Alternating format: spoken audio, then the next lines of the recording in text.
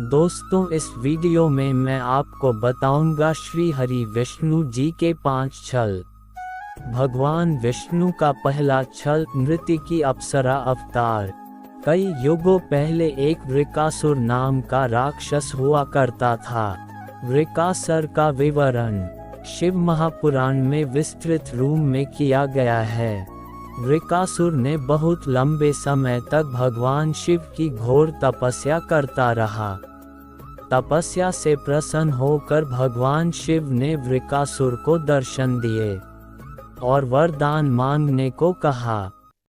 वृकासुर ने भगवान शिव ने वरदान में कहा कि मुझे ऐसा वरदान दे कि मैं जिस किसी के भी सर पर हाथ रखूं वो जलकर उसी समय भस्म हो जाए। भगवान शिव ने तथास्तु बोलते हुए ये वरदान दे दिया। यही से वृकासुर का नाम भस्मासुर पड़ा। अब भस्मासुर को अपने अंदर एक अद्भुत शक्ति की अनुभूति होने लगी। भस्मासुर के मन में अचानक से ये विचार आया कि देवता सदैव असुरों और दैत्यों से छल कपट करते आए हैं। अब ये वरदान सच में मिला है या नहीं? भस्मासुर ने इस वरदान के मिलते ही कहा, भगवान क्यों न इस वरदान की शक्ति को परख लिया जाए। तब वह स्वयं शिव जी के सिर पर हाथ रखने के लिए दौड़ा। शिव जी भी वहां से भागे और विष्णु जी की शरण में छुप गए। तब विष्णु जी ने एक सुंदर स्त्री नृतक अप्सरा का रूप धारण कर भस्मासुर को आकर्षित किया। भस्मासुर शिव को भूलकर उस सुंदर स्त्री के मोहपाश में बंध गया। मोहिनी स्त्री रूपी विष्णु ने भस्मासुर को खुद के साथ नृत्य करने के लिए प्रेरित किया। भस्मासुर भी अप्सरा के साथ साथ ताल कदम मिलते हुए नृत्य करने लगा। नृत्य करते समय भस्मासुर मोहिनी की ही तरह नृत्य करने लगा और उचित मौका देखकर विष्णु जी ने अपने सिर पर हाथ रखा। शक्ति और काम के नशे में चूर भस्मासुर भी उन्हीं की नकल करता हुआ अपने सर पर हाथ जैसे ही हाथ रखा वो वही जलकर भस्म हो गया। इस तरह छल और चतुराई से भगवान विष्णु ने असुर का नाश किया। भगवान विष्णु का दूसरा छल वृंदा के साथ छल। धार्मिक कथा। युगों पहले धरती पर जलंधर नाम के एक महाबलशाली इंसान की उत्पत्ति हुई थी। यह उत्पत्ति समुद्र में एक ऐसे स्थान पर हुई थी जहां गंगा का जल समुद्र में आकर मिलता था। इसे जरूर पढ़े जलंधर को भगवान शिव का अंश क्यों कहा जाता है? आखिर कैसे हुई जलंधर की उत्पत्ति? पूरी कथा। जलंधर का विवाह कालनेमी नामक असुर की पुत्री वृंदा से हुआ। वृंदा भगवान विष्णु की बहुत बड़ी भक्त थी। विवाह के पश्चात जलंधर पूरे असुर साम्राज्य का राजा बन गया। जलंधर को अपनी ताकत पर बहुत गुरूर हो गया था, जिसके चलते दैत्य गुरु शुक्राचार्य के समर्थन और मार्गदर्शन में जलंधर ने देवलोकों पर आक्रमण करके तीनों लोकों का स्वामी बनने की तीव्र इच्छा जताई। इधर वृंदा भगवान विष्णु की महान भक्त और उपासक के साथ साथ एक प्रतिव्रता नारी भी थी, जिसके चलते वृंदा अपने पति के विजय होने और उनके प्राणों की रक्षा के लिए पूरी निष्ठा से भगवान विष्णु का कठोर तप करने लगी। उधर देव और असुरों के बीच भयंकर युद्ध छिड़ गया।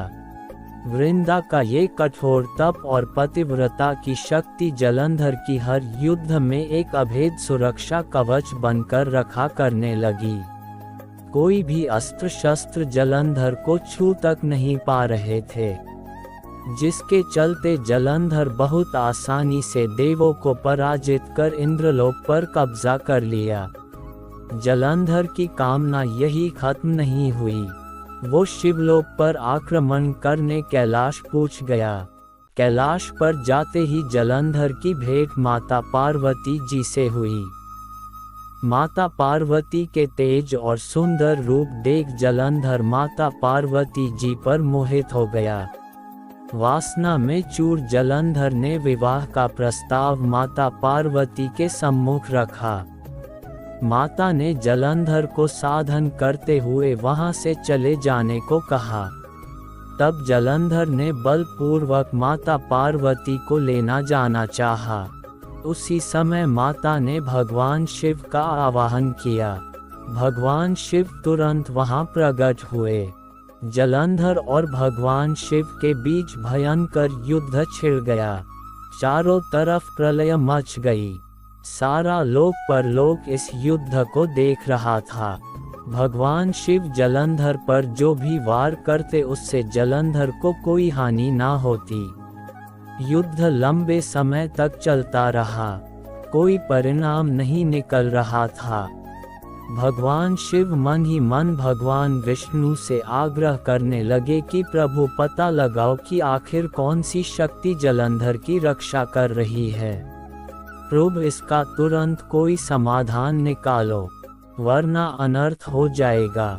तब भगवान विष्णु समझ गए कि कौन सी शक्ति जलंधर की रक्षा कर रही है। ये शक्ति थी पतिव्रता और भगवान विष्णु की कठोर तप की। भगवान विष्णु ने तुरंत जलंधर का रूप धरा और अपनी माया से राक्षसों की सेना तैयार की। सेना सहित भगवान विष्णु धरती पर वृंदा के महल में पहुँचे। जलंधर को देख वृंदा ने तप करना छोड़ जलंधर के निकट आई और आरती उतारी।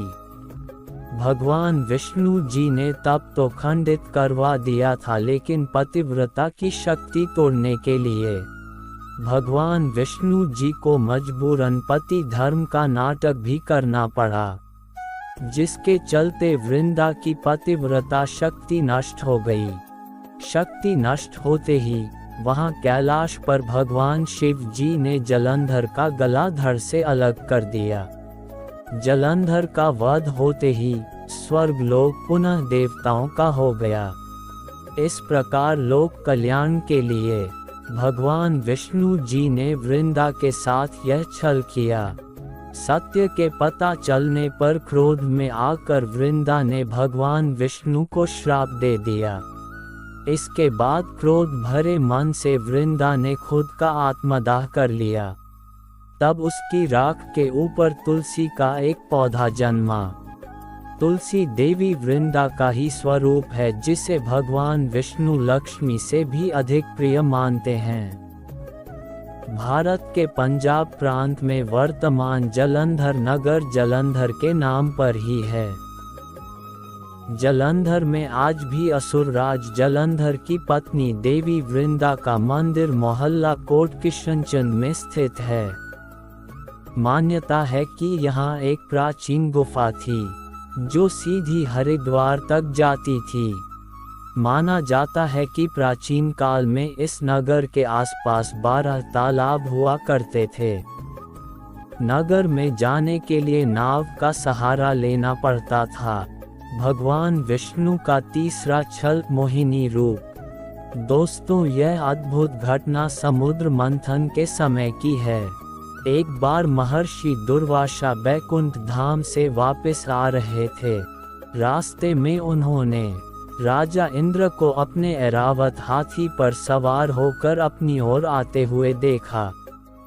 महर्षि दुर्वासा जी ने उनका स्वागत सत्कार करते हुए उन्हें कमल के फूल की दिव्य माला भेंट की। अहंकार में डूबे इंद्र ने भेंट स्वरूप मिले उस कमल की माला को मामूली समझकर उसे अपने हाथी ऐरावत की सर पर फेंक दी। माला गिरकर हाथी के पैरों में जा गिरी। ऐरावत ने उस माला को अपने पैरों तले कुचल दिया। दिए गए भेंट का इस प्रकार निरादर करने पर महर्षि दुर्वासा बहुत क्रोधित हुए। क्रोध में आकर महर्षि दुर्वासा जी ने इंद्र को श्रीहीन होने का श्राप दे दिया, जिसके चलते इंद्र की सभी शक्तियां नष्ट हो गई। इंद्रलोक इंद्र से विहीन हो गया। इस मौके का फायदा उठाकर दैत्यों ने इंद्रलोक पर आक्रमण कर दिया। देवताओं को हराकर दैत्यों ने इंद्रलोक पर अपना कब्जा कर लिया और देवताओं को वहां से खदेड़ दिया। त्राहिमाम करते हुए इंद्र ब्रह्मा जी सहित श्री हरि के चरणों में सहायता हेतु पहुँचे। भगवान विष्णु संसार एवं मानव जाति के कल्याण के लिए लक्ष्मी जी के साथ समुद्र मंथन पर विचार विमर्श कर रहे थे कि इतने में इंद्र भगवान ब्रह्मा जी सहित सभी देवता गणों के साथ भगवान विष्णु के सम्मुख पहुँचे। श्री हरि के सम्मुख इंद्र अपना स्वर्गलोक वापस पाने के लिए प्रार्थना करने लगे। तब श्री हरि विष्णु के मन में समुद्र मंथन को लेकर एक तीर से 2 निशाने वाली एक ऐसी युक्ति आई जिससे इंद्रलोक भी वापस मिल जाएगा और समुद्र मंथन भी हो जाएगा। श्री हरि विष्णु इंद्र सहित सभी देवताओं को अमृत का लालच देते हुए बोले कि अब दैत्यों से मुकाबला करके अपना इंद्रलोक वापस लेने के लिए तुम सभी देवताओं को अमरता हासिल करनी होगी। इसके लिए तुम सबको अमृत का सेवन करना होगा और यह अमृत प्राप्त करने का एक ही विकल्प है और वो है समुद्र मंथन। समुद्र मंथन से सिर्फ अमृत ही नहीं बल्कि समस्त संसार तथा मानव कल्याण के लिए बहुत ही उपयोगी वस्तुएं बाहर निकल कर आएंगी। लेकिन समुद्र मंथन सभी देवता मिलकर अकेले नहीं कर पाओगे, इसके लिए असुरों की भी मदद लेनी होगी। इसलिए आप असुरों से यह संधि करो कि समुद्र मंथन से निकलने वाले अमृत को हम सब आधा आधा बांट लेंगे। सभी देव ये प्रस्ताव लेकर बिना देरी किए असुरों के पास पहुँचे। प्रस्ताव में अमृत का नाम सुनते ही सभी दैत्य समुद्र मंथन के लिए तुरंत राजी हो गए। इस तरह भगवान विष्णु के मार्गदर्शन में देवताओं और दैत्यों ने अपनी पूरी शक्ति लगाते हुए मद्रांचल पर्वत को उठाकर समुद्र तट पर लेकर जाने की चेष्टा की, लेकिन नहीं उठा पाए। तब श्रीहरि ने अपनी शक्ति का भी सहयोग देकर उसे उठाकर समुद्र में रख दिया। मद्रांचल को मथानी एवं वासुकी नाग की रस्सी बनाकर समुद्र मंथन का शुभ कार्य आरंभ हुआ। श्री विष्णु की नजर मथानी पर पड़ी, जो कि अंदर की ओर धंसती चली जा रही थी। ये देखकर उन्होंने स्वयं कच्छप बनाकर अपनी पीठ पर मद्रांचल पर्वत को रख लिया। तत्पश्चात समुद्र मंथन से लक्ष्मी, कौस्तुभ, पारिजात, सुरा, धन्वंतरी, चंद्रमा, पुष्पक, ऐरावत, पांचजन्य, शंख, रंभा, कामधेनु, उच्चैःश्रवा और अंत में अमृत कुंभ निकले, जिसे लेकर धन्वंतरि जी आए। उनके हाथों से अमृत कलश छीनकर दैत्य भागने लगे ताकि देवताओं से पूर्व अमृत पान करके वे अमर हो जाएं। दैत्यों के बीच कलश के लिए झगड़ा शुरू हो गया और देवता हताश खड़े थे। तब श्री हरि विष्णु जी ने एक सुंदर स्त्री का मोहिनी रूप धरकर देवता और दैत्यों के बीच पहुंच गए और उन्होंने अमृत को समान रूप से बांटने का प्रस्ताव रखा। सभी दैत्य भगवान विष्णु के इस मोहिनी अवतार पर पूरी तरह से मोहित हो चुके थे। दैत्यों ने मोहित होकर अमृत का कलश श्री विष्णु को सौंप दिया। मोहिनी रूपधारी विष्णु ने कहा कि मैं जैसे भी विभाजन का कार्य करूं, चाहे वह उचित हो या अनुचित, तुम लोग बीच में बाधा उत्पन्न न करने का वचन दो, तभी मैं इस काम को करूंगी। सभी ने मोहिनी रूपी भगवान की बात मान ली। देवता और दैत्य अलग अलग पंक्तियों में बैठ गए। मोहिनी रूप धारण करके विष्णु ने छल से सारा अमृत देवताओं को पिला दिया। इस छल का जैसे ही पता चला, तब तक देर हो चुकी थी। इस प्रकार सभी असुरों ने इंद्रलोक को छोड़कर चले जाना ही समझदारी समझी, क्यों अब वो देवताओं को पराजित नहीं कर सकते थे। देवता अमृत के सेवन से अब अमर हो चुके थे। भगवान विष्णु का चौथा छल असुर राज बलि के साथ छल। योजक चिन्ह। असुरों के राजा बलि की चर्चा पुराणों में बहुत होती है। वह अपार शक्तियों का स्वामी लेकिन धर्मात्मा था। दान पुण्य करने में वह कभी पीछे नहीं रहता था। उसकी सबसे बड़ी खामी ये थी कि उसे अपनी शक्तियों एवं दानवीर होने पर घमंड था और वह खुद को ईश्वर के समकक्ष मानता था और वह देवताओं का घोर विरोधी था। कश्यप ऋषि की पत्नी दिति के दो प्रमुख पुत्र हिरण्यकश्यप और हिरण्याक्ष थे। हिरण्यकश्यप के 4 पुत्र थे अनुहल्लाद, हल्लाद, भक्त प्रहलाद और सहलाद। प्रहलाद के कुल में विरोचन के पुत्र राजा बलि का जन्म हुआ। राजा बलि का राज्य संपूर्ण दक्षिण भारत में था। उन्होंने महाबलीपुरम को अपनी राजधानी बनाया था। आज भी केरल में ओणम का पर्व राजा बलि की याद में ही मनाया जाता है। राजा बलि ने विश्व विजय की सोच कर अश्वमेध यज्ञ किया और इस यज्ञ के चलते उसकी प्रसिद्धि चारों ओर फैलने लगी।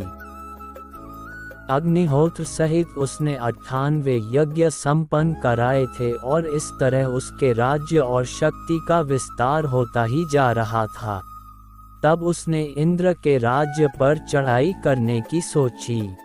इंद्रलोक पर विजय पाने हेतु राजा बलि ने 99वें यज्ञ की घोषणा की। अगले ही दिन सुबह यज्ञ प्रारंभ की शुरुआत होने लगी। इंद्रलोक बलि की शक्ति से पहले डगमगाने लगा। देवता समझ गए थे कि यदि ये यज्ञ पूरा हुआ तो इंद्रलोक पर बलि की विजय निश्चित है। राजा बलि यज्ञ से पहले दान पुण्य का कार्य करता था। ऐसा एक दिन होगा इसलिए भगवान विष्णु जी 12 साल पहले ही केरल में माता अदिति के यहाँ जन्म ले चुके थे। और एक दिन जब बलि यज्ञ की योजना बना रहा था तब वे ब्राह्मण वेश में वहां दान लेने पहुंच गए। उन्हें देखते ही शुक्राचार्य उन्हें पहचान गए। शुक्र ने उन्हें देखते ही बलि से कहा कि वे विष्णु हैं। मुझसे पूछे बिना कोई भी वस्तु उन्हें दान मत करना। लेकिन बलि ने शुक्राचार्य की बात नहीं सुनी और वामन के दान मांगने पर उनको 3 पग भूमि दान में दे दी। जब जल छोड़कर सब दान कर दिया गया तब ब्राह्मण वेश में वामन भगवान ने अपना विराट रूप दिखा दिया। भगवान ने एक पग में भूमंडल नाप लिया, दूसरे में स्वर्ग और तीसरे के लिए बलि से पूछा कि तीसरा पग कहाँ रखूं। पूछने पर बलि ने मुस्करा कर कहा इसमें तो कमी आपके ही संसार बनाने की हुई। मैं क्या करूं भगवान, अब तो मेरा सिर ही बचा है। इस प्रकार विष्णु ने उसके सिर पर तीसरा पैर रख दिया।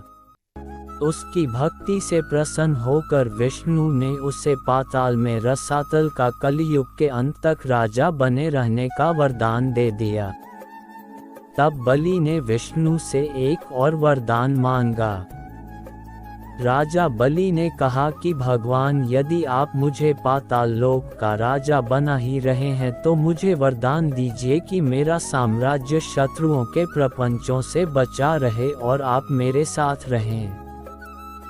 अपने भक्त के अनुरोध पर भगवान विष्णु ने राजा बलि के निवास में रहने का संकल्प लिया। पातालपुरी में राजा बलि के राज्य में 8वें प्रहर भगवान विष्णु सशरीर उपस्थित रहे उनकी रक्षा करने लगे और इस तरह बलि निश्चिंत होकर सोता था और संपूर्ण पातालपुरी में शुक्राचार्य के साथ रहकर एक नए धर्म राज्य की व्यवस्था संचालित करता है। भगवान विष्णु का 5वां छल सुंदर बालक रूप बद्रीधाम का था। माना जाता है कि बद्रीनाथ धाम कभी भगवान शिव और पार्वती का विश्राम स्थान हुआ करता था। यहाँ भगवान शिव अपने परिवार के साथ रहते थे, लेकिन श्रीहरि विष्णु को ये स्थान इतना अच्छा लगा कि उन्होंने इसे प्राप्त करने के लिए योजना बनाई।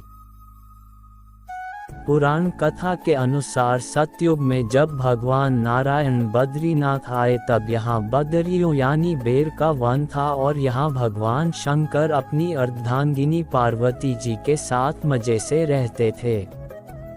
एक दिन श्रीहरि विष्णु बालक का रूप धारण कर जोर जोर से रोने लगे। उनके रुदन को सुनकर माता पार्वती को बड़ी पीड़ा हुई।